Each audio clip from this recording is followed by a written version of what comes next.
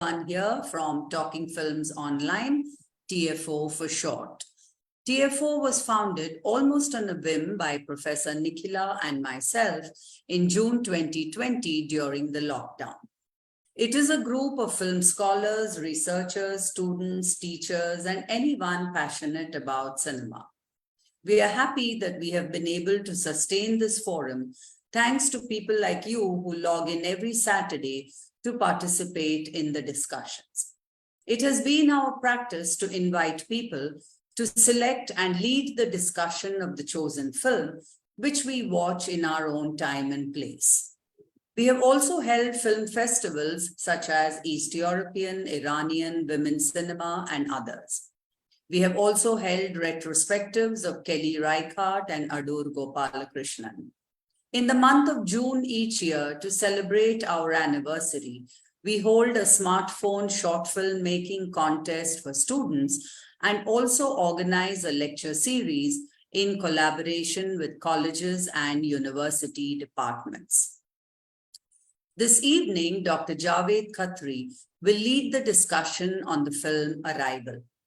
Javed did his undergraduate studies in English literature from Gujarat University and PG in linguistics from the MS University of Baroda, Vadodara. He did his doctorate from Gujarat University, Ahmedabad on the topic Language in Media, a Semiotic Analysis of Advertisements of Print Media. His areas of interest are communication theory, media semiotics, and linguistic anthropology.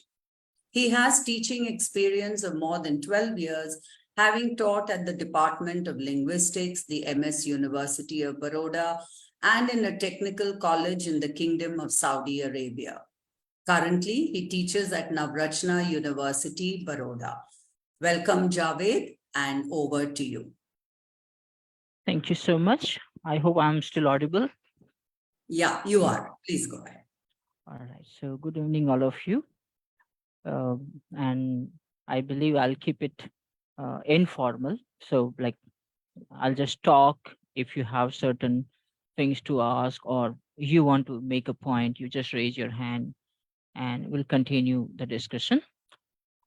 I go with the assumption that all of us have seen the movie, and we are basically talking about my primary concern to talk about this movie is to understand why the director Villeneuve is adapting this particular novella in this specific way. Okay. I think all of you who have seen the movie would agree with me that this is one of the best science fiction in a recent time. So very, very interesting film. And throughout the movie, you won't find any moment where you're not hooked with the screen.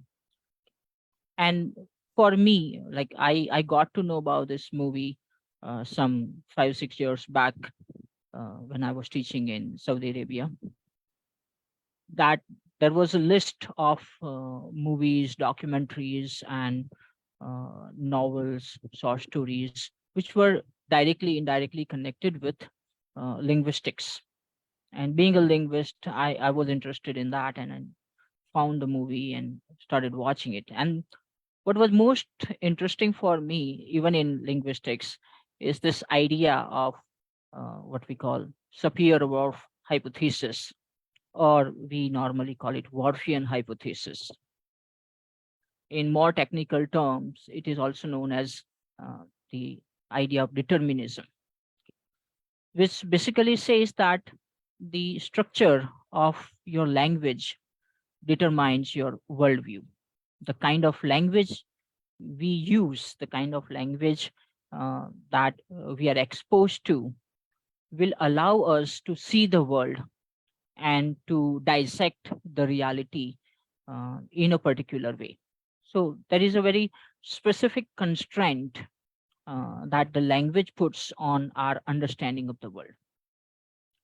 And that hypothesis is not a new thing, actually. It's like Sapir also got it from his teacher. Okay. It was basically somewhere presented by Humboldt. and then Sapir worked on it, and then his student also continued working on it, and that's why, like, Sapir's student Benjamin Lee Worf has been like one of the pivotal linguists who has collected a lot of information and written a lot, and that's why majority of the people still recognize this hypothesis as a Worfian hypothesis. But uh, that hypothesis is not like completely accepted, or that hypothesis has not been completely rejected. So it is still a hypothesis. Like Sapir and Wolf were working in like early 1950s and late 40s. And there are two versions that later sociolinguists and people who were concerned with this idea of phenomenological issues and the language, they mm, talk about the strong and weak versions of the hypothesis. So the strong version of the hypothesis says um, that the structure of our language will what we call cognitively affect our what we call understanding, and they determine how we understand the world. The structure will determine. While another, that is weak version, says, which is largely accepted by most of the people, that at least if it may not affect our cognitive system, but it will somewhere affect our habit formation. Linguistic habits will be affected. I'll give you a very simple example here. Most of I give you example from my own language, Gujarati. In Gujarati, we use words like Suraj Dada or Gai Mata. Okay, it's a very normal and what we call very well formed kind of words. Okay, but we can't do the same with English. We cannot say the son grandfather. Okay, or we cannot say the cow mother. Okay, it doesn't sound good. Okay, and if we look more closely, like we normally think that is because our culture is like that, we have more importance to like given to grandfather and personal relationships and all, and that's why we have these kind of accepted terms. But there is structure of the language that is at work. Okay, that is in Gujarati, dada is obviously categorized as masculine, and Suraj is also a masculine term. Okay. So that's where you can easily connect them. There is a grammatical gender marking happening in Gujarati. While Gai is categorized as feminine, while Mata is feminine. Okay. So those words will go together. While in case of English, there is no grammatical gender marked on these terms. Okay. There is a natural gender. We are not talking about that natural gender, but like in Gujarati, we have chokro, chokri, chokru. So you have gender markers o, e, u, which um, allows us to see that one is masculine, another is feminine, and chokru is neutral. Okay. So when we borrow a new word, we tend to recategorize those words as per the system of Gujarati language. And like we have, like in Gujarati, we have borrowed word like baby. Okay. Baby is basically an English word, which is a neutral word. Okay. We can say baby boy or baby girl. Okay. But when it comes into Gujarati, it comes with E. So it is reinterpreted as a feminine word.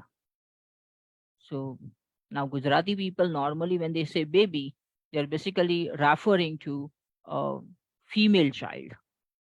So for male child, because we are creative people, we created a new word and we make babo with masculine gender. Fine.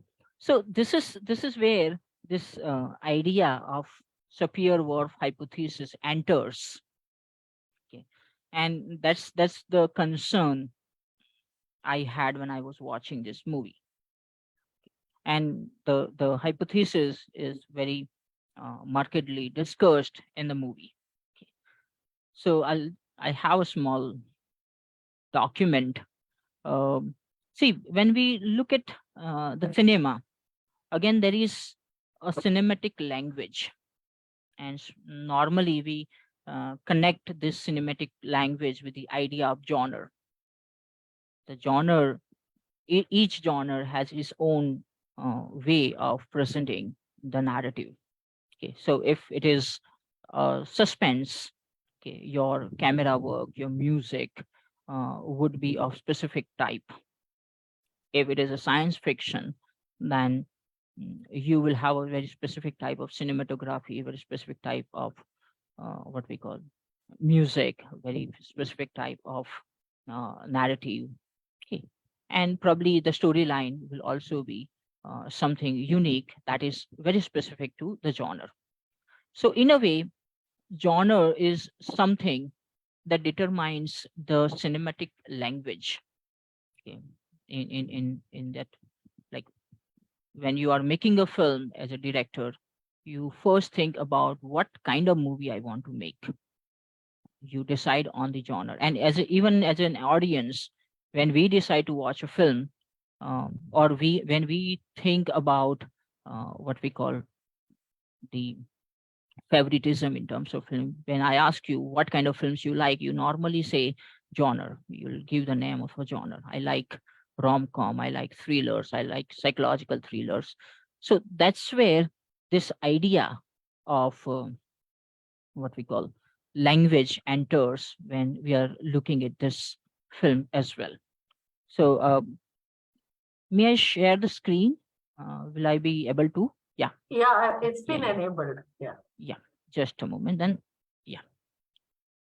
Okay, can you see this frame, all of you? I've taken it on a Word file. Yeah, it's Yeah, visible. it's visible. It's dark. This is from Arrival. Okay, the very early 7-minute sequence where the linguist Louis enters into her university. Okay, and you see this frame, which is very closely resemble to this. This is from Solaris by Tarkovsky. And Solaris is also one of the uh, very important science fiction film. And Javed, Solaris, yeah, Javed, sorry yeah, to yeah. interrupt. Mhm. There is a suggestion from Tarkeshwar. He says you can, increase the size to, Size, okay. yeah, to fit the width of the. Okay. It's actually a Word file in which on which all these things are there. Yeah. Yeah. Now, this is from Arrival, and this is from Solaris. So you have almost similar framing. Probably it is done um, consciously to what we call match the idea of cinematic genre, or a kind of gentle reminder that Arrival also coming from the same family of Solaris.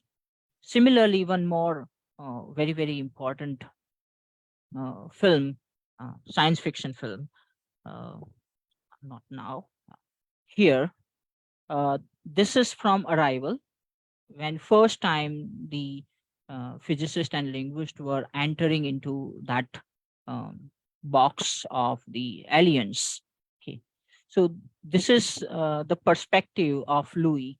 Okay, and this resembles to this 2001: A Space Odyssey. The image quality is not very good, uh, but that's where you're reminded as a what we call audience that uh, the film that you're watching is coming from a very specific genre and as a kind of legacy, kind of association with similar previous films.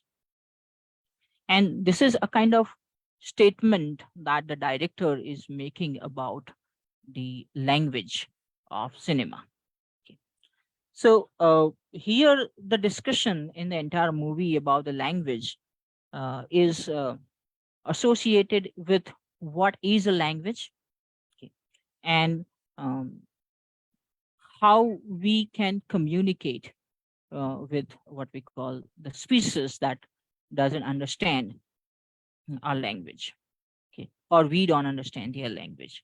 So the linguist is following a very, very clear practice of field linguistics when she's visiting the aliens, and she started collecting the data, first in data from the aliens, what we normally teach in field linguistics. But uh, interestingly, the shape of the alien was such that they don't have the what we call articulatory system that the humans have, or their articulatory system does not resemble the humans articulatory system. And that's where they were unable to identify the sounds that the aliens were making, and they shifted to the written language. Okay. So in the book, in the novella, they basically used two separate terms for that. That is heptapod one and heptapod two. The spoken language is identified as heptapod one, and the written language is identified as heptapod two. Now, the movie doesn't really talk about the spoken language of the aliens. Movie largely talks about only the written language of the aliens, because cinema and the cinematic language is also a kind of graphy, we say cinematography writing.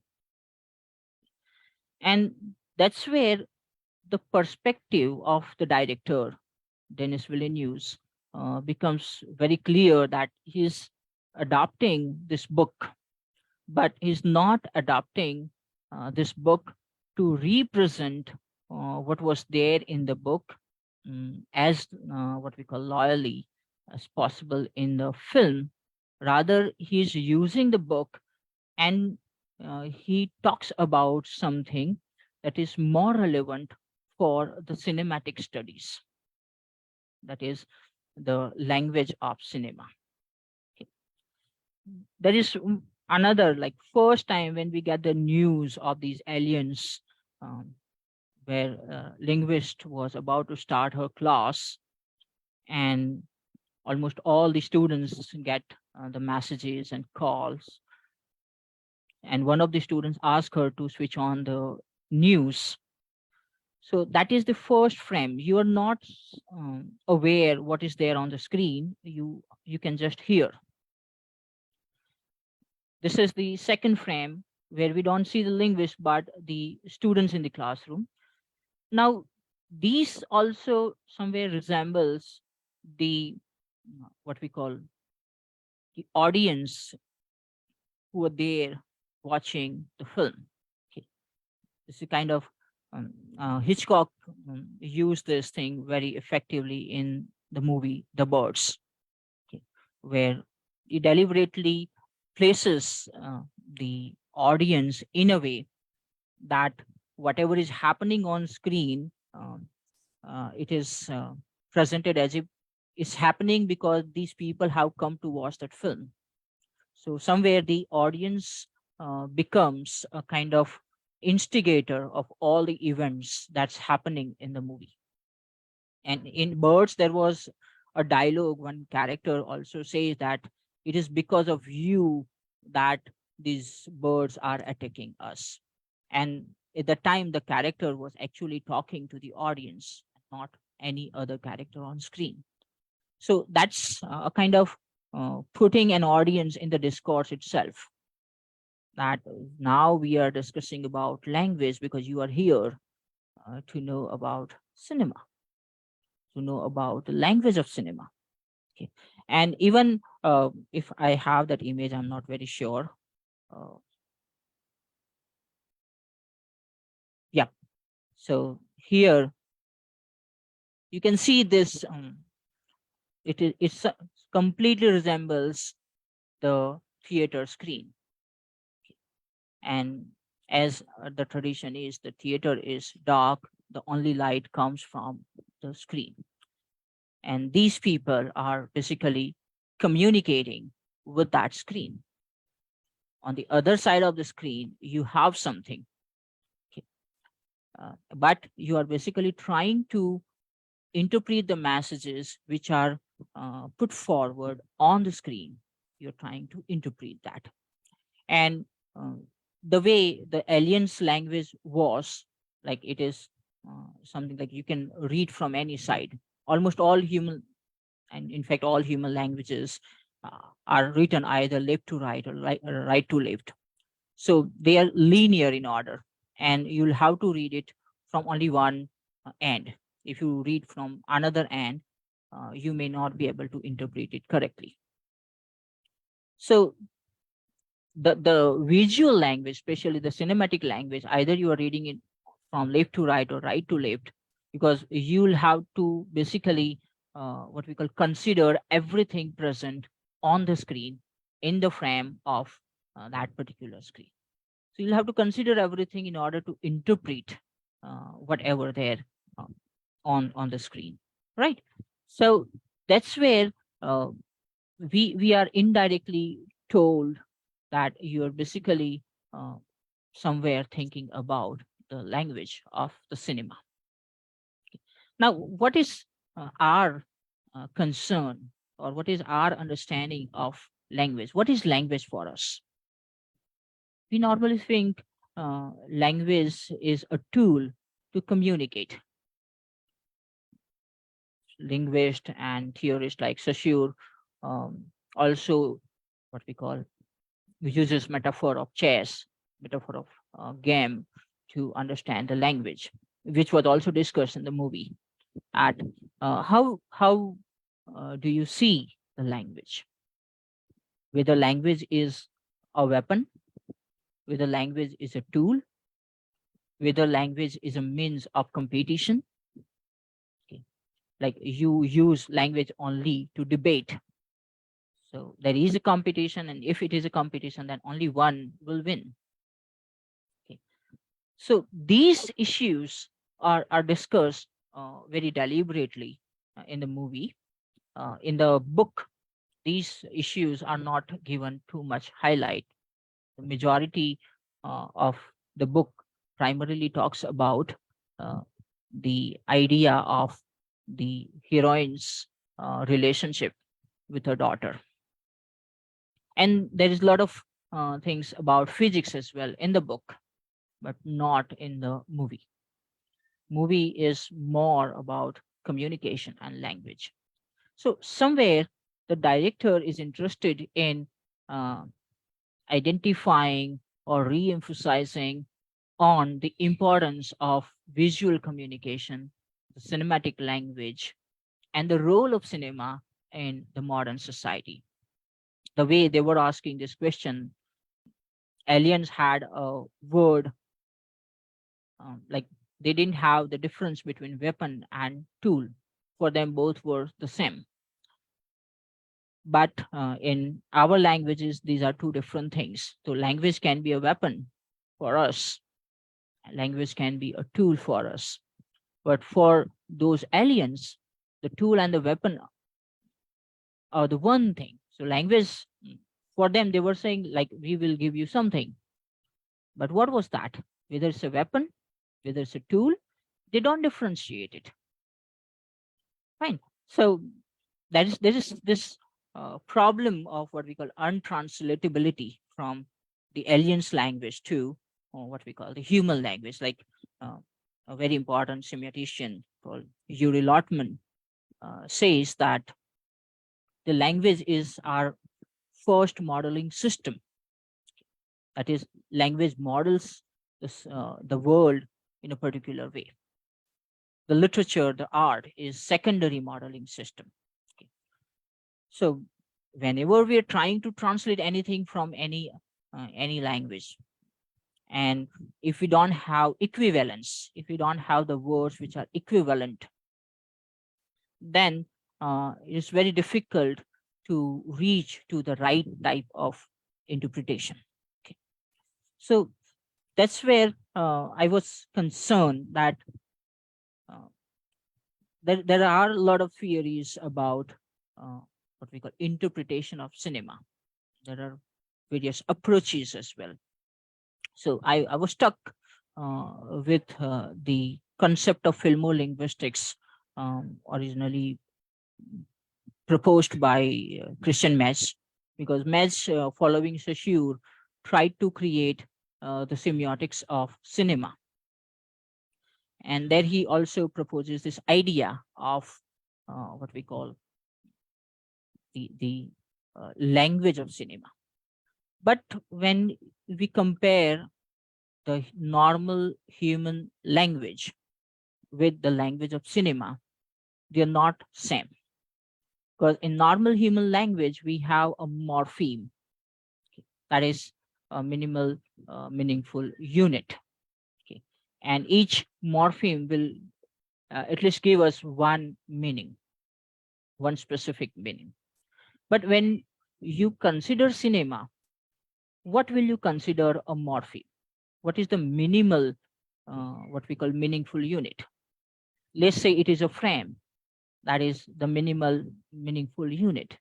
And within a frame, we have certain arrangement like choreography, we have camera angles, we have lighting, we have use of color, we have dialogues, we have background music, and all of them can be meaningful. So you have more than one layer of meaning when we want to analyze the sign of cinema. The idea of minimal, what we call distinctive meaningful unit, is very difficult to identify. And that's where Christian Metz tried a lot. He also uh, worked a lot. He talked about different types of syntax, paradigms. He also talked about Lang and Parole in cinematic manner. But that identifying the meaningful unit, minimal meaningful unit, was very difficult. Now, considering this movie, after watching this movie, I like last year I was working with Indian tradition of semiotics, where I studied Bhartrhari and his theory of Sphota. Now, Bhartrhari also comes with a very interesting idea that he doesn't equate any specific linguistic unit with a meaning. That is, instead of equating a unit, like sound itself is not meaningful, word itself is not meaningful, the morpheme itself is not meaningful, the phrase itself is not meaningful. The Bhartrhari talks about the idea of sphota. Okay. That is, uh, there is no clearly defined meaningful unit there. Okay. At times, it could be a word that gives us a meaning. At times, we need to consider a larger chunk of or combination of words, a phrase, or a sentence. Or at times, we need to consider an entire paragraph to understand the meaning clearly and completely. Now, this is something that can help us in what we call identifying a cinematic frame as a kind of equivalence to the food, because in one frame we can have 7 8 layers of linguistic or say meaning analysis, semantic analysis. So when we consider them together, then and only then we will be able to get some meaning from it. And that's where the director's work will become very important, because director is the authority that decides what comes in a single frame. Okay. Everything that, like auteur theory argues that everything present in a frame is because the director wanted it to be there. Okay. Right. And that's where uh, like what kind of framing, what kind of camera angle, which characters, what kind of colors, um, what kind of music, and which dialogues, All these things are basically identified and allowed by the director. So in each frame, we need to understand what director has put in, and we need to interpret all of them in as a one unit, as a food.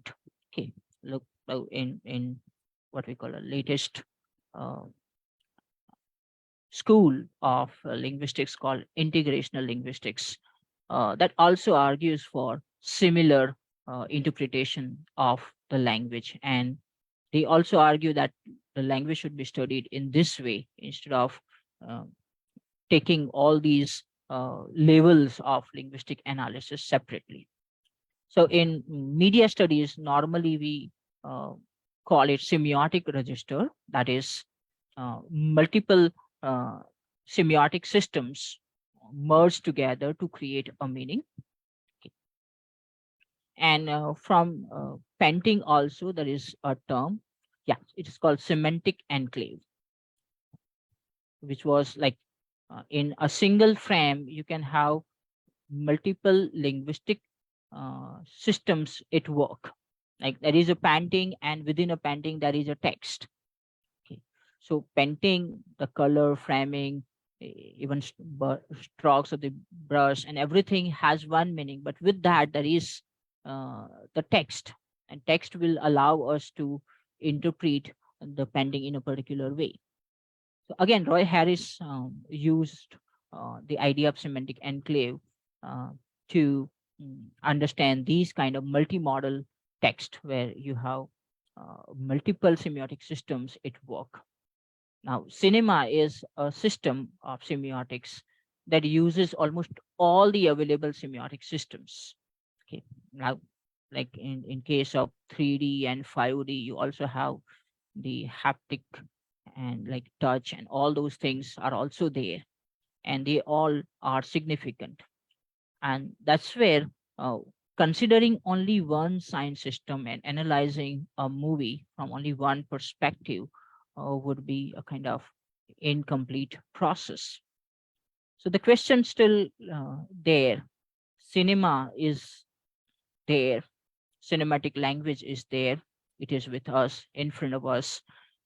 We can use it, but are we using it as a weapon, or are we using it as a tool?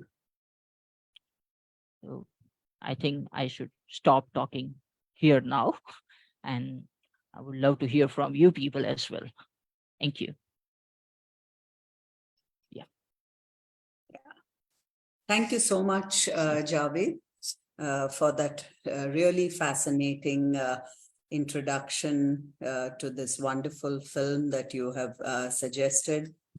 You have brought in so much of your knowledge of linguistics into the reading of your film, which at least for me personally was really enlightening. Thank you so much for that. We now open it up for discussion. Anyone would like to come in with a question or a comment? See, yeah, please. Yes. Yes, Rajan. Thanks, Javed, for actually taking us into all this relationship between cinema and linguistics, which I never have understood. And I have a lot of questions also, because when you talked about the Saab-Whorfield hypothesis, Sapir-Whorf hypothesis, yeah. It's talking about the Hopi Indians, right? And yes. Here we're talking about aliens, right? Aliens. In linguistics, we also have the idea of cats and dogs and rats, and that's not quite linguistics, because you have this guy called Konrad Lorenz, who is talking about mobbing of rats and how rats communicate to other rats about poison being put to kill them, right? Yes. So that's in a book called Aggression. So all those things are very interesting, and I came across an article which is talking about cat sounds, right? So that's another bit which we as human beings, or from our Aristotelian system, we think that we are higher than the animals, right? And that's what the movie brought out for me. right? Hmm. And also there was a movie called Paddington. Yeah, I think it's a bear abandoned on Paddington Station, and they call it Paddington. And a girl over there says, "Well, he's speaking bear," right? And he's saying all this, but the rest of the people don't understand it, right? Yeah. Hmm. So I think all those things come back with this movie, right? And also the question of the limits of the world and the limits of language, which Language. Wittgenstein talks about, Wittgenstein talks about. is something that happens over here, right? True. And of course, well, the politics of it also is something, the weapon, the gift, and the what's it called, the tool, right? Yeah. So True. Yeah. all that is very ambiguous, and the idea of the shifting signifier, which is talked about, is something that's very interesting over here, right? True. True.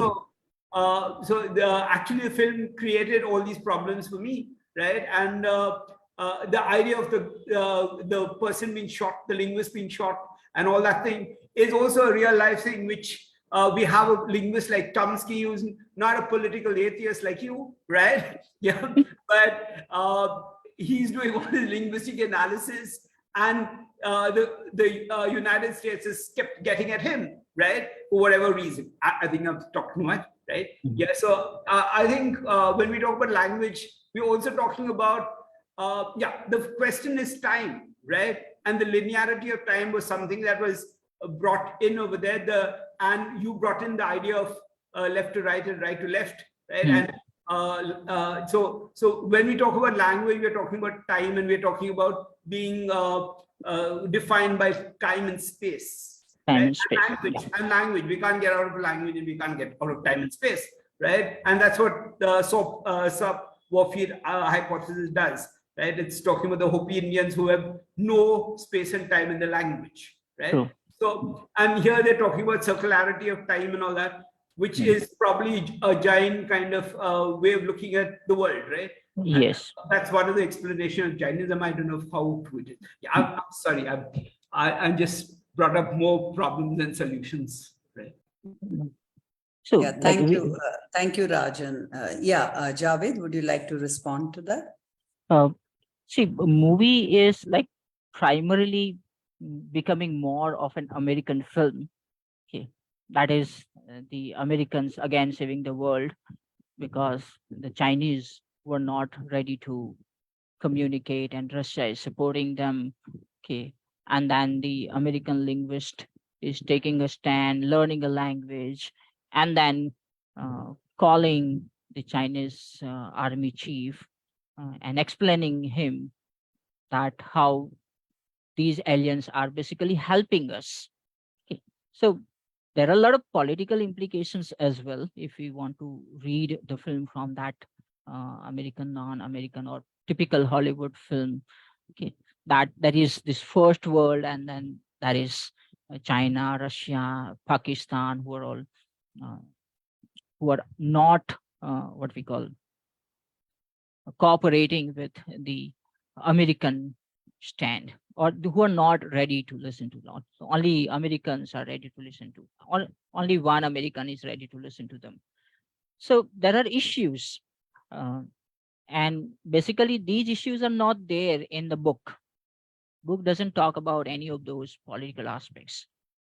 Book basically discusses a lot about determinism and free will.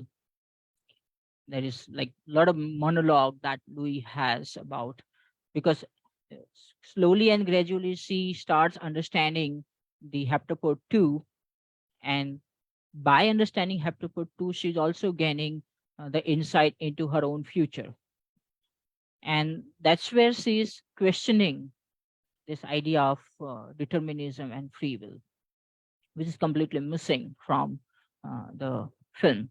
Film actually runs in two opposite ways. Film begins with a kind of the future, what we call flash forward, and gradually they come to this meeting of the husband and wife, Louis and the physicist. I don't remember his name. So in the end, so it was a kind of suspense in the movie that who was or who will be the husband, And in the end, it is revealed that this was the husband, and he will divorce her. But all those things are completely missing from the book. And movie primarily making it more of a Hollywood science fiction that Americans like to see. And not only Americans, we also love to see that. But for different reasons, we all have our own reasons to like that movie. Okay. But interestingly, we all enjoy it. We all interpret it in a different way. So that idea of interpreting the visual message from our perspective, like Rajan talked about the language of the animals, like we study it in zoo semiotics. And Roy Harris has given lectures uh, that got published in from the Shimla. It's called History, Science, and Limits of Language, where he's basically using this hypothetical example. What if the aliens come to India, or sorry, aliens come to the world, then which language we will use to communicate with them? Okay. Because because he's basically questioning Roy Harris's concern is very different from this idea of traditional linguistics, that almost all schools of traditional linguistics uh, concentrates on studying the language. There is a language because of which we communicate. Well, Roy Harris says that that's not really the case. Actually, the uh, we want to communicate, and that's why we form or invent certain type of language. So instead of studying language and structure, we should be studying communication and how we develop it to make ourselves comprehensible for others. And in order to argue this, he's using these examples of aliens. Right? Yeah. Anybody else, please? You're talking too much. Any more? I think Monarch had something to say. Yes, so Yeah, I have a please. lot of things to say, Yeah, but Please please. I go on. always get lost in the form and structure of it and how to put it. So I'll just go by the instinct. Uh, in the very starting, like the beginning, where it held me, the movie held me, was when she asks the our character Louis asks that you ask him the Sanskrit word for war, and when the commander comes back and says the translation, and I tried my bit of research on it, but again it is the same thing, that what you understand, and the question that is haunting a lot of literature is whether it be post-structuralism. Even when we talk about unconscious mind, and Lacan and Freud talk about that, how language and even the symbolic language comes in the form which makes us ask the question that do we direct the language, or does the language direct us? And how Rajan sir talked about that we can't escape time, space, and language. Language. And something that the movie didn't cover for the a lot of science part, but it caught my attention in the story, was this concept of Fermat's principle of time. And I'm not a science techie person, but what I understood from it is that light can only travel in two extremities, whether Yes. it will be Shortest or longest. longest. Yeah. And I think it kind of plays with the idea of language as well, that as you said, the cinematic language, either it will be left to right or right to left. I mean, the whole movie also talks about how nothing it's always the basic things that we human complicate so much that we can't go back to the basics and understand. It's the thing that we don't need to break the contact. We need to keep the communication between the countries, between the people. It's always the basic thing, teaching them basic vocabulary. Mm. But the idea of the movie, that why we see time as central, why we divide them in past, present, and future, and why do not see them in a circular motion. I mean, history is colonized, and almost anything is colonized in a way that we try to form it in one side of truth or a linearity, but it's always central and it will always come back, but in a different way. So I love the direction. I mean, every small bit. I rewatched the movie in fast forward, of course, but even the word name like Hannah, it's the same from both the sides, Hannah. and even if you look at from the upper or the lower crust, it will be the same. So Hmm. small details like that. It's like the Shakespearean element, that if there is something which has been presented in the movie, it should contribute to the movie. And I Yes. think he has done a phenomenal job in directing. There are so many Yeah. beautiful moments, and I had linguistics as my minor, so the signifier and signified and so and I wish I got this movie recommended when I was having linguistics as my subject. It would have been so much fun. But I have a lot of things to discuss. We'll keep the panel open for other people, and once they are done, maybe I can come back to them. They are more like discussion rather than questions. See, one interesting aspect about language is if we don't follow the linearity, then will it be able to be represented? Because if we are speaking, then the time is that order. If you are writing, then the space is that order. So, is True. there any other way of representation that we have? Okay, so, this is a human limitation. It's not the limitation of the language, okay, because we don't have any other means of representation. While the haptopods, what they were creating, the kind of circular language, that language was not like, it is not spoken like one sound after another sound. Mm. It was a kind of some sort of air coming out from their mouth, or what, like if we call it a mouth, okay, then it comes together, it comes as a sphuta, okay, and there is nothing beginning or end. You can read from left to right, right to left, you can start reading from the middle. And if you look at their anatomy, even their anatomy did not have the what we call front and back, right or left. Okay. They had 7 legs, they could walk in any direction. Okay. And even if you look at their what we call the vehicle, what do you call it, वो यान था ना उनका, so it also did not have kind of front and back. Okay. It was all shaped in a way where you can approach it from any side. So that's where uh, they were not limited by this idea of the surface and the medium. So, and the kind of articulator system that they were talking about, the aliens had, that was not there. Like that's not there in any of our living beings. So it's impossible for us to do that.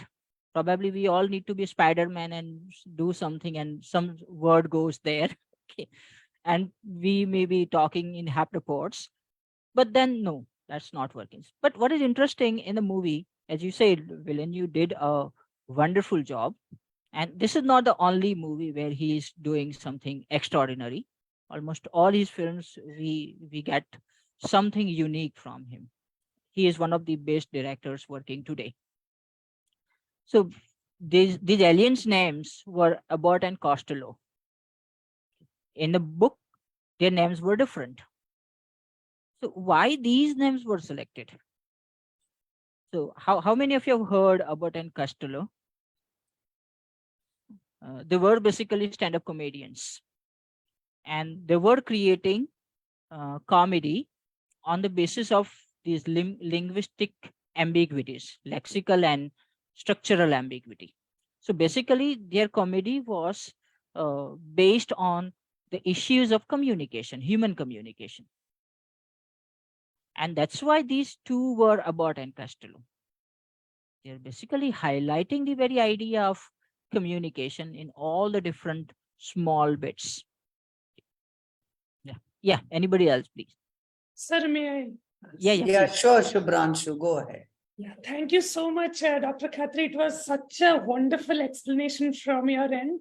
Apart from the linguistic and the scientific aspect, I had a philosophical point of view. Sure.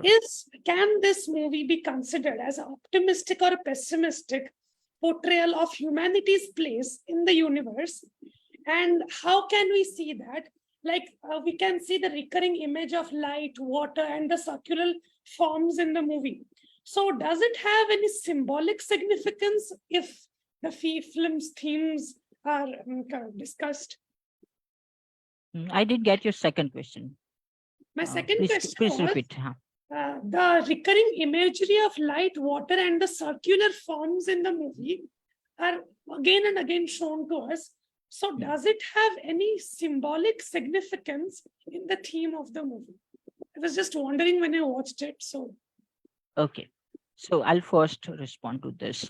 Um, Villeneuve is following the genre of science fiction very rigidly. Okay. If you look at Tarkovsky's science fiction, or Tarkovsky has water as one of the motifs in almost all his films. Okay. If you follow like uh, Kubrick's science fiction, like 2000: A Space Odyssey or Clockwork Orange, and he has a very different take on these what we call natural things. Like in 2000: Space Odyssey, they are completely missing. Okay, fine. So basically, I personally see it as a kind of the kind of atmosphere that he creates, uh, which is aesthetically appealing, and uh, which also fits into this idea of science fiction. Because the moment we think about science fiction, you go back to like Blade Runner and all, okay, you see that there is certain sort of utopia or dystopia we are talking about. So you here he's not suggesting any form of utopia or dystopia, but still is creating the atmosphere which is more like dystopian. And the first question that you said, uh, the optimism, like do we see as a kind of optimistic, or the perspective on the humans, let's say. So if you're looking as an American, for example, it is a very optimistic film.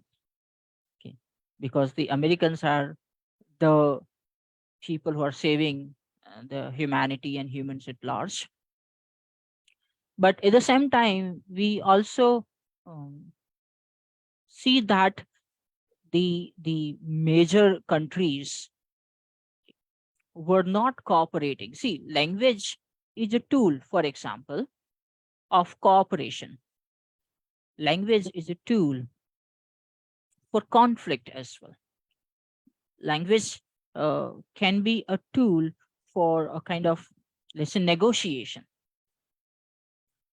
But if you stop communicating, okay, the way we have seen in the movie, then basically, in spite of having so many languages at our exposure, we're not ready to communicate. While when you are asking the aliens that what do you want and how can we like why are you here and what you can offer and all those questions were there, they responded that we will need to communicate with the others, that we are 12, so only one particular uh, group of aliens cannot respond it directly. So they require internal communication in order to respond to them. But then humans were actually breaking internal communication in order to respond to these aliens. So it is somewhere pessimistic. Okay. We are like the characters were being humans in the movie. We were typical humans everywhere. So first thing we do, if we don't like someone, or if we have certain problems with anybody, the first thing we'll do is we'll stop talking to them. We'll stop the communication. Right. And that's what our country is also doing in the movie. So it's a difficult scenario we're living in. Maybe as a citizen, we may not agree with what they are doing, but then they are the authority. And that's the internal conflict of the authority, not of the people. The humanities are or is in the hands of some people who have their own motives, who have their own ego, and they'll not think about the humanity at that time. Thank you. Thank you. Thank you, Shubhranshu, for your questions, and Javed for your response. Yeah. Any more comments, questions?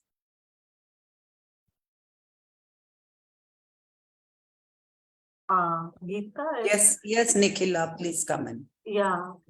So, thank you very much, Dr. Khatri. It was a very, very fascinating kind of reading of the film. I mean, I watched the film and I think I had also watched it earlier, but your introduction opened a perspective which was not available to me when I watched the film.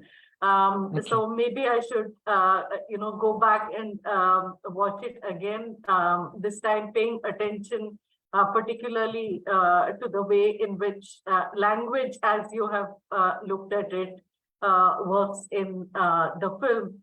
I was at one level, my immediate response was, like you said, as it happens in many science fiction films, it's about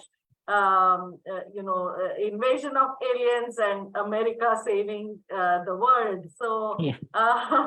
at one level, my response was that. But what fascinated me, and I'm also, I really like narratives which kind of jumble up time. So this film, more than the language angle, it was fascinating for me for the way in which what we think of as flash forward, flashback Back. becomes a flash forward. forward. So I thought, this jumbling up of cinematic time was very fascinating, and the narrative itself kind of pulling the rug from under our feet and saying, True. okay, this is not something that has happened. And it's not like she's battling with, the death of a child that has already happened, but it's something that is to come. So I thought that was very nicely done in the film. I don't know my own sense. You can let me know if I'm wrong here. This idea, it's of course a very philosophical film, a film about how we regard time. If we don't go with the usual past, present, future, if time is a kind of continuum that we inhabit, and so on. I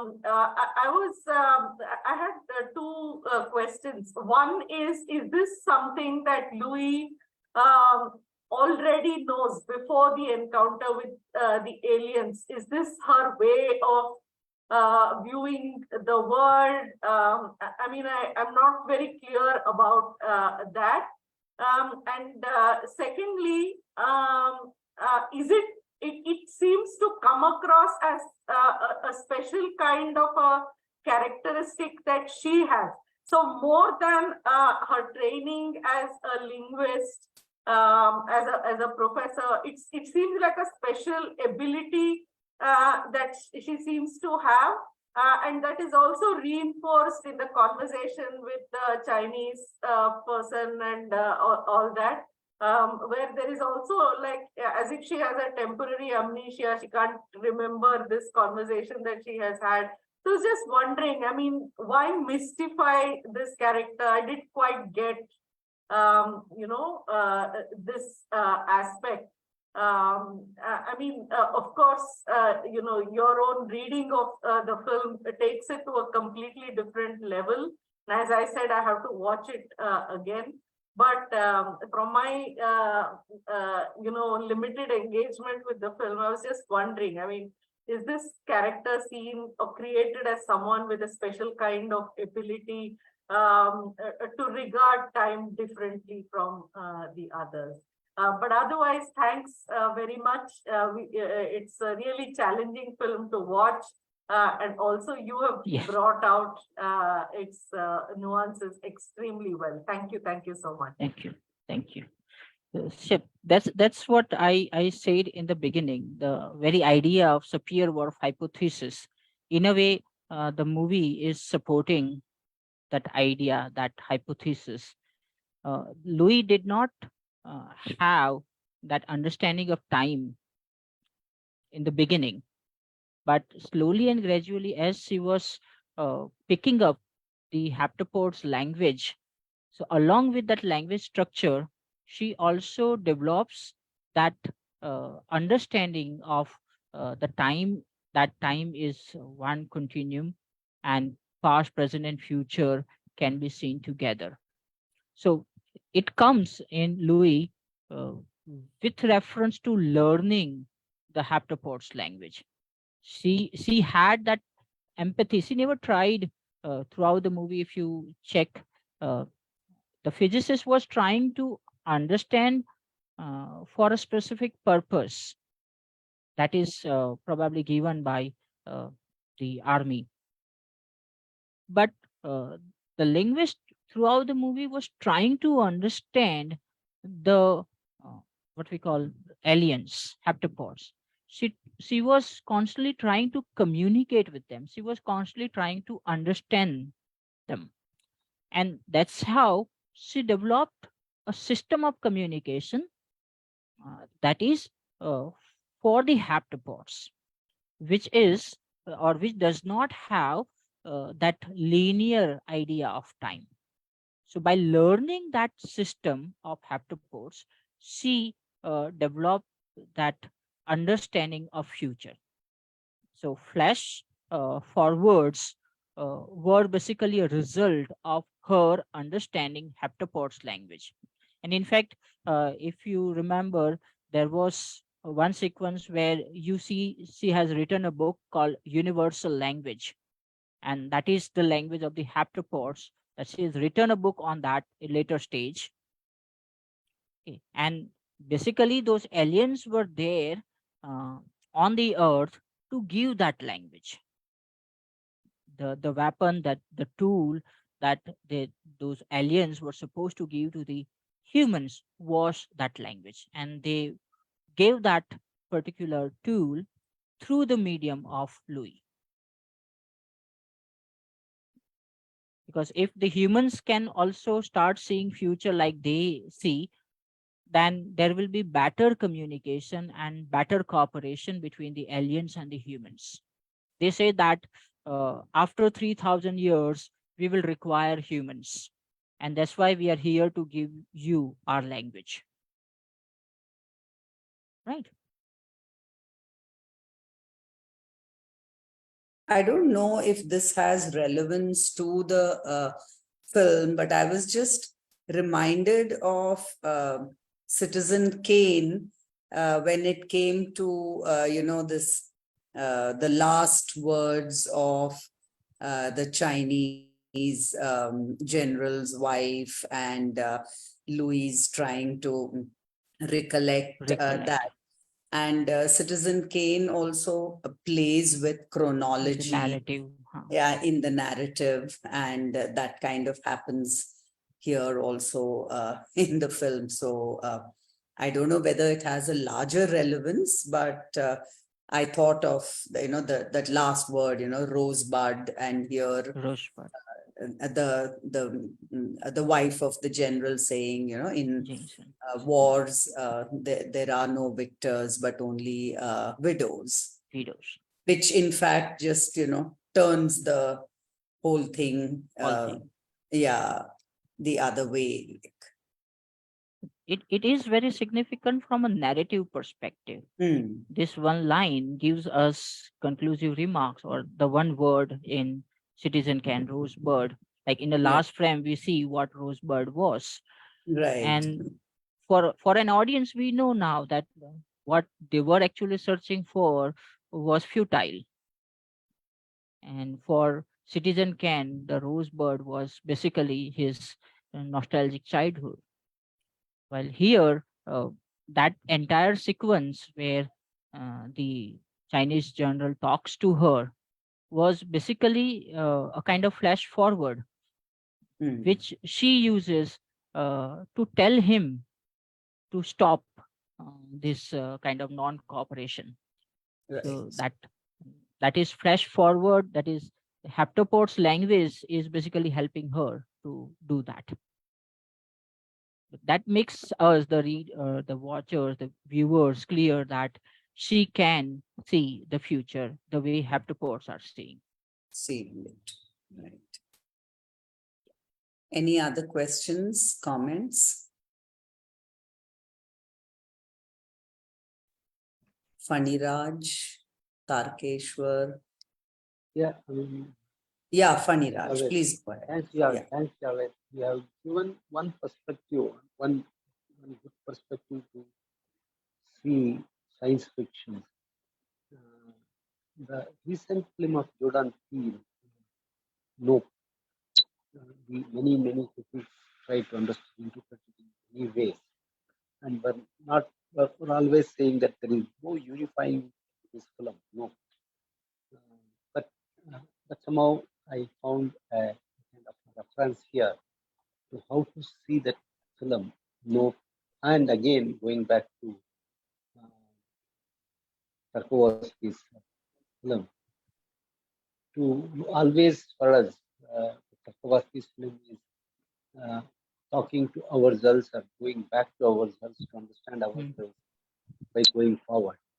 So you Yes. have to reach that level to understand that you have to come back to yourself, to the base five elements, of, especially water, and come back. Water, So yes. again, yeah. So Tarkovsky again, like, as you said, again, the soul is traveling inside rather than outside. But that your use of the term that cinema is having a multi-semiotic will help us to understand Tarkovsky's. He calls it as a sculpting in time. Cinema is a sculpting in time. So I Sculpting mean, I time, was yes. wondering, yeah. I was wondering what he means by sculpting in time. I mean, again, that question of non-linearity of time is always there in this film. So your interpretation of this movie See, gives us a better perspective. Understand it, and that no, I think we have seen that cinema. Jordan Peele's 2022 movie No, where again he confronts the language that particular American I mean it, paranoia about UFO and and their fascination to Hollywood. He puts them together in a dialectical manner and and it seems to talk about capitalism and much more. So again, but no critique were clear how to understand is no. But your way of seeing arrival will help us to understand that. And one more film, very recent film of Pastor Virasankulas, Memoria, which most of the people said that they couldn't watch for half an hour, 30 minutes. I mean, 40 minutes, and they walked away. But that in Memoria, there is always a sound, a ultrasonic sound, which again a professor is trying to understand to recollect and regain back memory, which will lead to her understanding of herself. So it's very happy that I listen to you because it gives us more sense to watch things like Virasankule's Memoria or Jordan Peele's Nope are going back to Tarkovsky. Thank you. Paniraj, I could not get everything that you spoke. You probably talk about a movie called In Memoria, right? Memoria, Memoria. Memoria. Okay. Yeah. It is by who's the director? Veerasan Pillai. Apasting Veerasan Pillai, Thailand director. Okay. It's a I didn't get the word again. Memoria, Apasting Veerasan Yeah. Pillai. I wanted this director's name. Apasting Veerasan Pillai. Person. Veerasan Pillai. Acha. So is it Indian film? No. He's Thailand. He's Thailand. Okay. In Thailand, if I'm not wrong, is this Uncle Bunmi who could Yeah. The same man. Okay, same director. Yeah. Okay. So basically, Uncle Bunmi I have seen. I don't know about the Memoria. He also uses his film to talks about the past life of cinema. Is Yeah. what we call creating a kind of collage and using certain what we call typical uh, stories from their own culture and how cinema making had changed over the period, because now most of the films are becoming digital films. People don't use the film to make a film. So now we probably need to change a name now of cinema. It is no longer a film, right? Yeah. But yeah. So that director, it's very difficult to remember his name, is basically playing with this what we call language of cinema. He's talking about something very serious and very interesting, but at the same time, simultaneously, he's also commenting on the idea of the language of cinema. At least in Uncle Bunmi, I have seen that. Yeah, same is with Tropical Melody. Okay. Memoria is his latest, 20. Okay, I need to find it. Sure. And another Thailand director, young director, she's at 40s, Subicharopong, is also working on the same thing. What is the visual language and how to understand? Okay. See, what is interesting, like when we talk about the language of cinema, as somebody has already mentioned, that there is this fascination of Hollywood, and more and more people are trying to make films like Hollywood films. But then this is a kind of colonization. Like in India, we have people like Adur Gopal Krishnan, who rejected this what we call Western modernity, and who say that I'll try and create the modernity that sustains with my own society. And he uses a very different language of presenting the narrative in the film. So he brings something new. Even someone like what is his name, Kaur. So they are also trying to do something that is non Hollywood. In fact, cinema, the first golden age of cinema was basically Russian. But then they went into a kind of some sort of a different world, and there are political changes, and the slowly and gradually studio system took over, and that's where Hollywood becomes powerful. That the studio system changed almost everything in the process of filmmaking. So now we are also trying to do the same. We're also, in a way, in India, is at least in Bollywood, the Hindi film industry, we are also trying to imitate certain forms of Hollywood studio system. But if we are strictly working with the studio system, then probably the directors won't have the freedom of expression. The way they want to communicate may not be allowed by the studio. So Villeneuve or Nolan are important because working within the studio, they still come up with their own signature. They still come up with something unique in cinematic language. And they try, like Nolan usually present the circular idea of time. and he works with the circular narratives. So that's where um, we need to also think that how free the directors are to make a film. Thanks to OTTs, now the directors have considerable freedom that they don't have to depend on the studios, right? But like there are different streams now. There are what we call hardcore popular films coming from studios, and then there are certain form of parallel film. We don't have the parallel cinema anymore, but still we have the narratives which are not what we call accepted in popular cinema. But because of OTT, because of the internet, because of these various channels, we are exposed to that. And thanks to OTT platforms, now we are exposed to the cinema of the world.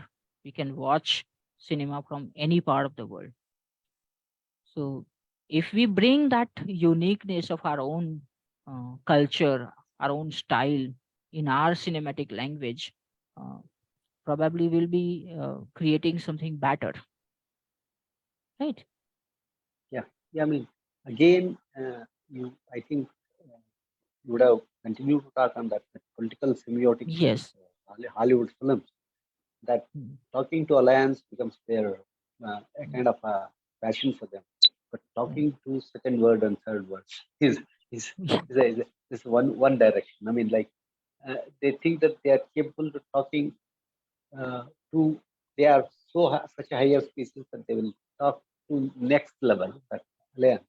So they lead that, but they fail to talk to uh, others in the sense that blacks in their own land are creating the museum for aborigines.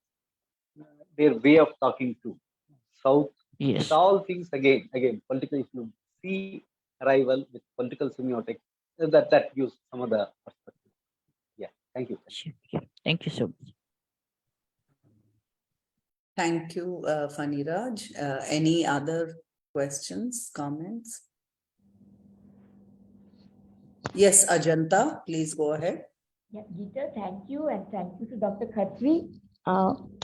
Are you able to hear me? Am I audible? Yes, yes, yes. No, it's so such a pleasure to watch a sci-fi film, and I want to go back to the comment with which Monarch I think raised. Because I study psychoanalysis, sir, and psychoanalysis has a very interesting way of looking at the whole genre of science fiction. So, and all of us, of course, know this very well. And Monaco also mentioned Lacan. So for Lacan, the idea of the real is all that is, in a sense, cannot be captured by language. Language Language. is also the defining marker which inaugurates the unconscious. And this is such a rich genre for psychoanalytic interpretation because, in a sense, the language of the unconscious is the radical other. And what's True. especially interesting, sir, for me also, because this is a woman protagonist, And I wonder Yes. if you know about Barbara Creed, the famous, she uses Julia Kristeva's idea of abjection. And one of the first really kind of sci-fi superheroines is Ridley Scott's Alien. And there's Alien. Sigourney Weaver, right? She's, of course, part directly of the American Army. Here, what I thought was very interesting is that instead of the American Army, it's been replaced by American English or American language. Right. So there's a whole, so the politics, of course, is very, very, in some ways, problematic. But the idea of one that language is always bound to fail. True. So, and however, so the architecture of America and the world, etc. The other thing is, this idea of a woman using the language as a two-stroke weapon. And I think we can kind of write a thesis about that. Of course, I also love the Dune, and every sci-fi film can be read at so many levels. But I was also wondering, sir, so my second comment is this. So there is not just Hollywood, of course, is not monolithic. And I was thinking of Peter Wallen's film, it's called Friendship's Death. So there, Friendship's Death, sir. And this is Peter Wallen, who's the semiotic theoretician. So Yes. friendship is again similarly a kind of, he's not a cyborg, but he becomes detached from the mothership. So in a sense, he's no longer bound by the Oedipus complex. And Right. this time, this guy ends up, fighting on the right side. He joins. He lands up in the Middle East, and of course, because this is Peter Wallen, he fights on the right side. But so what I'm Okay. suggesting is that so the science fiction genre itself is so rich, and especially from a feminist perspective, going back to Mary Shelley and Frankenstein. So it's also about childbirth. It's True. also about marriage. It's also within, the American nuclear family at the end is not going to stay the same because it's a woman who knows too much. So I think, Yes. what we are never in control of language. And of course, we take positions within that language. I was just suggesting that because this is a woman, it's language and it's sci-fi, there are many, many different levels that we could give to it. And I'm so glad that you introduced the linguistic angle. I actually have not watched this film very, very sort of closely, but I just wanted to log in today because I love the Dune, and I do think, as you said, he's one of the really the masters of the genre. But as we discussed, I was just suggesting because she's a Yes. woman and she uses the language, I think it has whole different kind of philosophical implication, and at the end, because the family is going to break. So there's that too. It's very much an American Yeah. film in so many ways. See, I she is a woman, and there is very interesting book called, and a very it's an empirical study. It's entitled "You Just Don't Understand." The book argues that the man and women have a very different approach to communication. That is, women normally communicate to cooperate.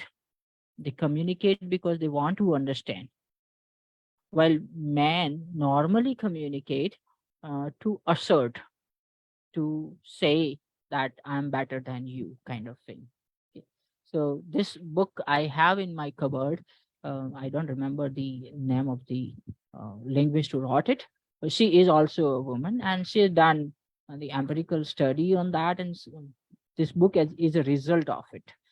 That, and it proves there that there is a very distinct what we call style of communication across gender. So when a heroine, a woman linguist, is talking to aliens, she is the only one who is interested in communicating. Rest of the people, because they were all males, were interested in getting information, or what we call making it more in terms of, let's say, how we can use it, or they see a threat and they think that they need to be ready to fight against them. And that's also an issue that Chinese and Russian groups didn't have the women in their, like, we could not see any woman in their groups. So that's possibly a reason that they only see these aliens as something threatening, as a kind of competition, and they thought that we must fight against them, while this woman only wants to communicate and cooperate and know more about them. So it's very important that the choice of having a woman in this role is a very, very what we call significant choice. It means a lot. Like, as you mentioned, it's about nuclear family, raising a child, and single mother, and all these issues. They are also very significant in that sense, right? Thank you. Any more questions, comments? Yes, Tarkeshwar, please go ahead. Thank you for the discussion. I had watched this film earlier. Even I thought I should use this film for my students when I teach theories of language. So, thank you for bringing the discussion here, and it was a good discussion so far. But I wanted to say that the word communication is highly problematic here. I think it is when I saw the film, I thought it was a translation activity and then Okay. a decipherment. deciphering it. And it's an hermeneutic exercise that is happening. And interestingly, it is not what is there they're trying to communicate, it is how we interpret it. The woman, the translator, the interpreter comes out with particular meaning. The others have their own meaning. The Chinese have their own meaning. So in that sense, we bring in our past experience, quote unquote prejudice into interpretation. There's nothing Definitely. like one interpretation is proper Def- and the other interpretation is not proper. Yeah. The question is about arriving at a consensus or negotiation, or the word that she uses is zero profit thing. I think it is not about communication, it is about being on the same page. So she wanted to ensure that the others will be on the same page as her, and also even the Chinese premier will be on the same page as of them. So even now, I don't know what they were trying to communicate, the quote unquote the aliens. We only know what she deciphered it. So in that sense, the question of time is also quite future, and time is also quite interesting. Right. If we can understand that language, we can break the chain of time. That means now we are translating it as we can understand the future. But I don't know whether she can understand the entire future or she can understand only her future. The way the narrative unfolds, it only gives us an hint about basically about our future, not about the any other quote unquote future. So the future is also something that is enabled by the language for us. If you don't have a future tense, then you will not have a future too. Or you need to shape language in such a way that our future will be in a particular way. It is not that we learn this language and we see the future. You shape the language in such a way that then we achieve the future. Language is also something, is not simply a means of communication, but also to do things, to make things, to create things that doesn't exist. Future is also something that doesn't exist for us. So through language, we create the future. All of us live because we have an idea about future, what I want to be, how I want to be, or how I want others to be, how I want my prime minister to be. So this idea of the future is something that drives us. So in that sense, we work towards creating a future that we imagine through the language. So it is not that the future is already there in that sense. So somewhere I think there is a tension in the way a theory of language is proposed and the way it gets resolved in the narrative. I think that is also very important in this narrative. Um, so the future, we don't know what it is, but regarding the future, all of us have to be on the same page of interpretation. So that's what I thought the narrative is trying to tell us.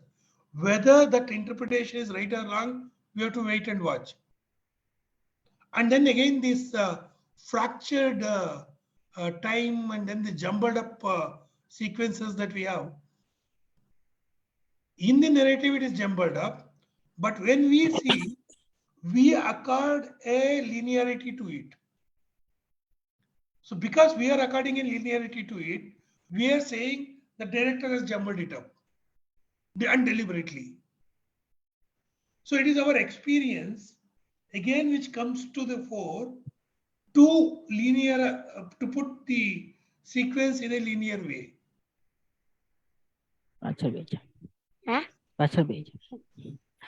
Yes, yes, that's an important aspect, like translation, first thing you mentioned. So certain, in case majority of this communication theory, they simply say that communication is basically a process of translation, translating your thoughts into a specific code, specific linguistic code, that is comprehensible for our receivers. So translation is something that is unavoidable as long as we need to communicate. Because we first of all need to think about who is my receptor, who will be receiving my message. And considering that, I'll construct a message that is comprehensible for my receiver.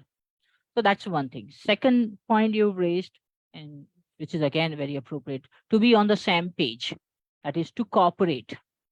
If we don't understand each other, we will not cooperate, because we all have certain what we call selfish motive, and that may not allow us to cooperate with each other. So that's where the comprehensibility, understanding of each other's perspective, also important. And yes, you talk about the future, that after learning a language, or probably the alien's language, how has a kind of capacity to construct the understanding of future. But again, that future is also a kind of subjective future, that you will, after learning the language, you will not be able to know everything about the world. You will be able to understand only about yourself.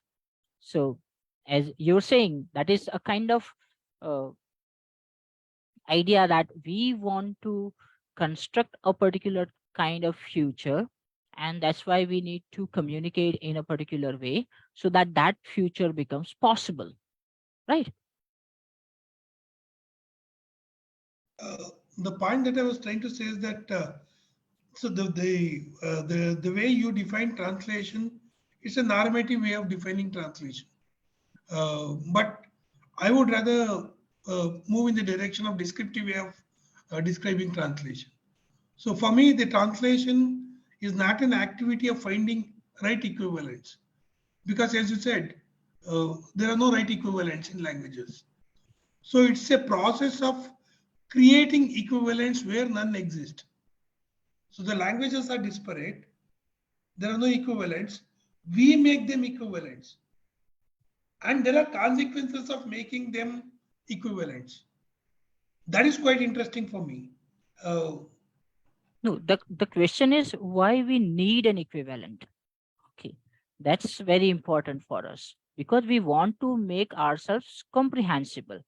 We want others to understand us, right? We want No, others to yeah, understand our idea. so that is one point of it. See, somebody who has written something and dead and gone, I don't know what was their idea. What is left to me is what they've written. Hmm. Now I translate it. I translate it and assign equivalence to it in my language, in my Yes. time and space. Hmm. So I am not bothered about the intentionality of the code and the encoder, The because encoder. sometimes we don't know who is the encoder. I just have a piece of paper in front of me which I have to make sense of it today in my language, in my time and space. So in that sense, looking at the intentionality, that's where the communication theory falters, I would say. Hmm. So communication assumes that there is somebody who is encoding and there is somebody who is decoding, and there should be a right way of decoding it. Otherwise, there will be miscommunication and misunderstanding. Hmm. So what I'm trying to say is that it's not the question of communication and misunderstanding. It is the question of Interpretations. interpretation. Hmm. And in while interpreting it, our preconceived knowledge Hmm. and experience comes to the fore, and Hmm. also our desire for the future, what kind Right. of future that we want, that also plays a major role in the way we interpret it. Right. Thank you. Yeah, that's true, that interpretation, and there are multiple possibilities in terms of interpretation. Okay. But whatever interpretation we are coming up with, we need to have support for that interpretation within the text. Okay. So that that interpretation can be a kind of valid kind of interpretation. When, let's say, we connect our experiences with certain interpretation in the text, those experiences should be harmonious with the other aspects of text as well, so that that interpretation will be a kind of constant kind of interpretation. Otherwise, for every sentence, you will be probably connecting a different experience and giving a kind of different interpretation, then we are not making a text, even in reading, like what bards call readerly text and writerly text. Right. Yeah. But Javed, I have a problem here because the idea of equivalence, right? When we were talking about the Sapir-Whorf hypothesis, and we were told that there is no space and time, and that's what they got shocked about, that the Hopi Indians didn't have space and time in their language. And one of our classmates, or the person who was in the discussion, said, but they must be having something which is equivalent to that. And then we had a problem over there, because I think that's what the movie is doing. It's saying that this is something that is beyond our kind of limited understanding Limited of the world, understand. right? True. And when we're talking about future time, we're not talking about future tense, because in English we don't have a future tense. Future tense. And yeah, so the idea of tense and time and all those kind of things are also complicated here in this movie. Yeah. True. So it's basically like dissecting the reality in a particular way. But then how do we represent that reality? How do we talk about it? Right. So yes, equivalence is a big issue for us, even within very close languages like Gujarati and Marathi, or Gujarati and Hindi. We have this issue of equivalence. But then the issue the movie is raising is like, how do we cooperate? How do we come on the same page, as Tarkeshwar has said, put it in a good way? But is a movie talking about something beyond language, right? Which is something very important. And there's a linguist called Tom MacArthur who is talking about physical expressions, and it's about the teaching of English. I think that's an old book. Mm-hmm. So like, there's a term for that in English language teaching. I forgot it, but like there is body language, and all these things are also involved when we are communicating, when we are talking to others, and all those things are also somewhere meaningful for the people who are interacting with us, right? So it's not just language. Our tone, paralinguistic features, all those things are also, and our prejudice about and against some people, they will also contribute to our uses and interpretation of the language. So Yeah. it is a kind of integrational approach. See, what is interesting about this movie is, in a way, he's making a kind of meta film, a film about the language of cinema. And that is something that the most important for me.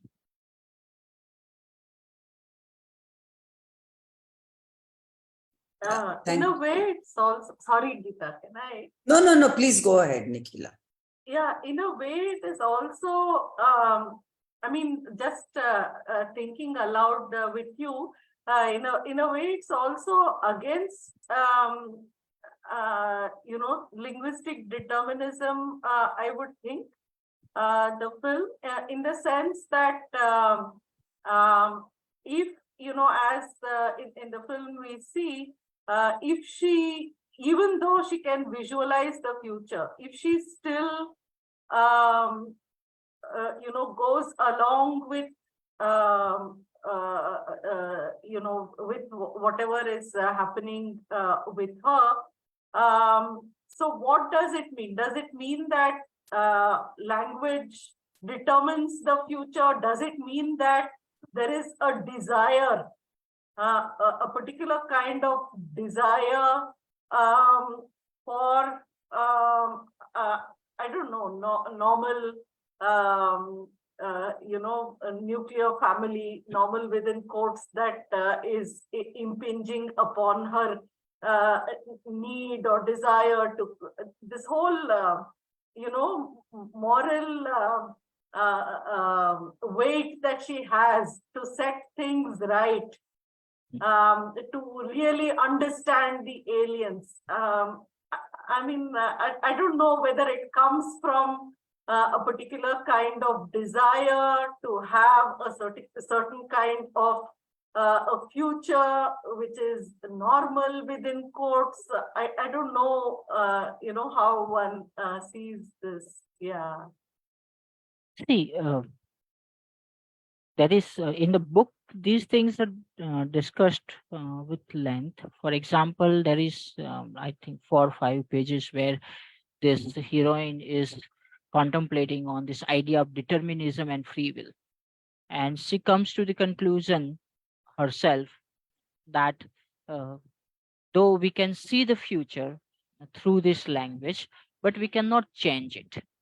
There is no free will. The future is already fixed. So that's what is shown, but there was no justification given. Basically, when these aliens have come on Earth, they already knew the future, and by knowing the future, they knew that who will cooperate with them, who will understand their language, and what kind of conclusions they'll get in the end. It was already there if they were knowing the future, right? Still, there are 12 different groups of aliens come to the world. So, if they knew that their purpose will be solved only in America, okay, then why do they send 11 other group of aliens? So there is this question of free will that the film is not talking about. Film is not even touching that aspect.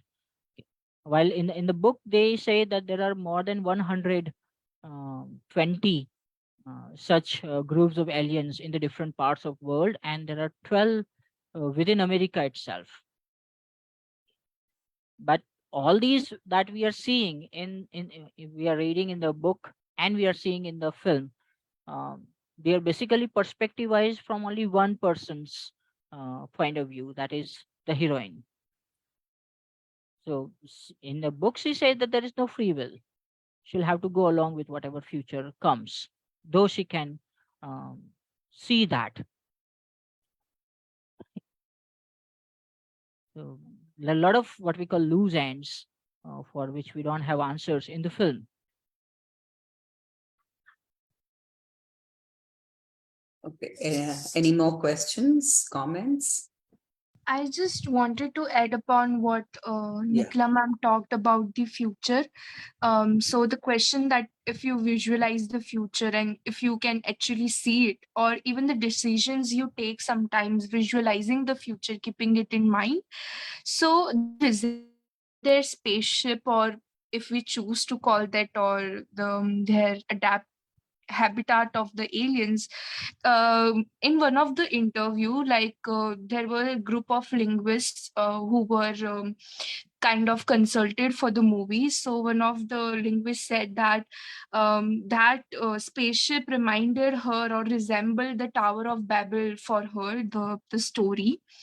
And as even Mr. Khatri talked about that, that the idea of free will, and the idea that there is no free will, and even if we entertain that the future is always fixed, and even if we think that we have a choice, but then there is the whole idea of free will, and the Christian idea of men not being men if not given the right to choose. So a lot of paradoxical complexities, which again puts us forward to the idea of language, and that even the words we speak are words for another words, and words are not for things, not resembling things. Even how the movie starts, that war is a desire for cows, or is war something that we fight or we disagree, or is weapon a tool, or a tool is a weapon. And even how the there is a point in the movie where the physicist and the character of Louis sits in the plane for the first time, and he's reading the preface to her I think research paper or something. And there were very emotional kind of basic stuff written in the preface, where she uses that language is the single common weapon, or something like that, where she herself describes language as a weapon. So it's if it makes us want to talk so much and discuss so much after watching the movie and still not get over it, that shows how brilliant it is. And yes, even the last scene where she talks in Chinese, Mandarin, with that person, the politician, and the thing which we're saying as the referring to Tower of Babel, that we do not have a single universal language, and the whole purpose of aliens giving that language. And in the end, if I'm not interpreting it wrong, there's a universal language at least where everyone can talk, and we have that flags in the UN assembly. And it was very it kind of gave me a dystopic feel. I don't know why. So if you just can touch upon that do we do does that scene mean that they have a universal language at the end? Yes. So the preface thing you mentioned, the statement was language is the foundation of civilization. It's a glue that holds people together. It's first weapon drawn in a conflict. These are the three statements that they use. So she's writing that language is one of the weapons in the conflict, first weapon, because we start what we call portraying the other party in a negative way through the language, and that's how we can justify our aggressions towards the other party. So we need to kind of uh, create a villain through our language, so that people don't question that why are you fighting against someone or attacking someone.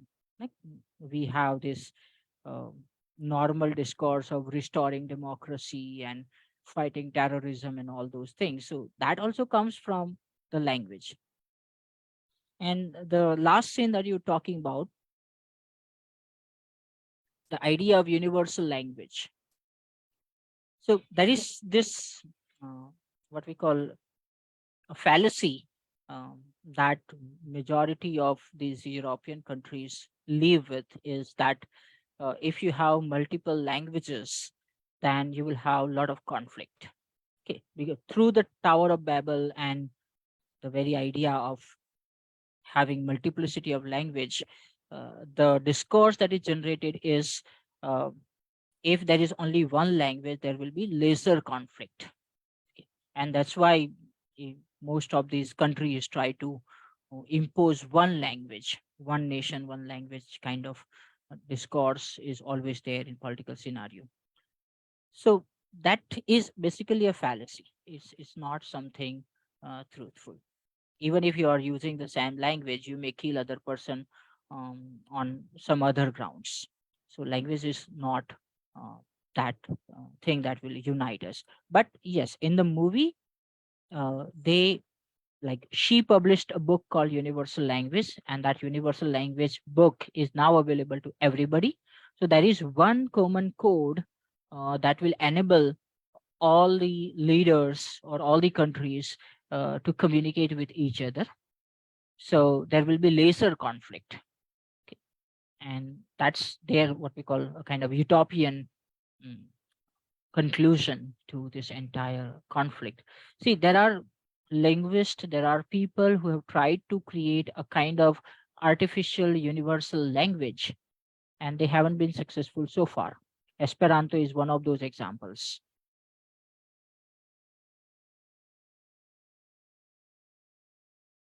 Any Yeah. other questions? Yes, Mona, go ahead. No, I was saying that thanks a lot. It's just Lovely. Okay, okay. Any other comments? Okay, we will conclude this session. Thank you very much, Dr. Javed Khatri, for introducing this film. And I think the fact that the discussion has gone on till 22:51 shows that it has been an extremely interesting discussion and a film that has generated this kind of discussion. Thank you. Thank you very much. And thank you all for coming and participating in the discussion. Good Thank you. night. Thank you. Thank you, Good Dr. night. Yeah. Good Thank you night for and have a nice Sunday. Thank you so much. Thank you. Thank you so Thank much. you all. See you soon. Sure. See you next week, next Saturday. Good night. Good night. night. Good Thank night. you. Good Thank night, you all. everybody. Bye. Bye.